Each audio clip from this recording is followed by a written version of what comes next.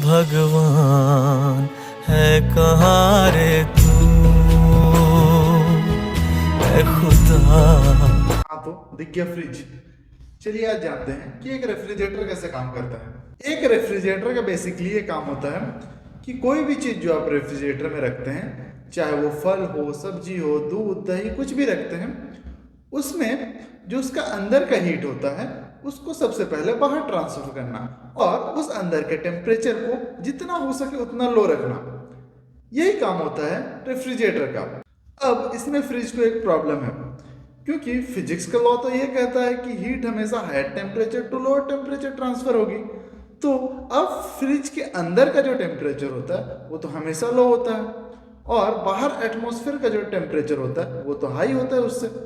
तो lower temperature to higher temperature तो transfer हो नहीं सकती है। इस टेम्परेचर के प्रॉब्लम को सॉल्व करने के लिए रेफ्रिजरेटर में होता है एक रेफ्रिजरेंट गैस और कंप्रेसर।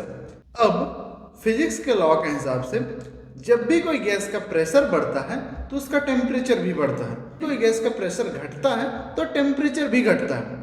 इसी लॉ का फायदा उठाता है कंप्रेसर।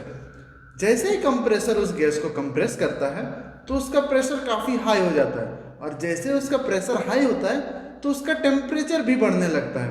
और जब फ्रिज के टेम्परेचर इन गैसेस के हेल्प से बढ़ने लगता है तो हीट इन ट्यूब्स के हेल्प से एटमॉस्फेयर में ट्रांसफर हो जाती है। अब स्टार्ट होता है इसका दूसरा पार्ट। अब इन्हीं गैस को कैपिलरी ट्यूब्स में से गुजारा जाता है और जैसे ये गैस कैपिलरी ट्यूब्स से गुजरते हैं तो इनका प्रेशर काफी लो हो जाता है और जैसे फिजिक्स का लॉ था, जब कोई गैस का प्रेशर लो हो जाएगा तो उसका टेम्परेचर लो हो जाएगा। इसी वजह से जब इन गैस को इन ट्यूब्स में से गुजारा जाता है तो उसका टेम्परेचर लो हो जाता है और ये फ्रिज के अंदर जो चीजें हैं उनका टेम्परेचर को धीरे धीरे धीरे धीरे करके बहुत ज्यादा लो कर देती है।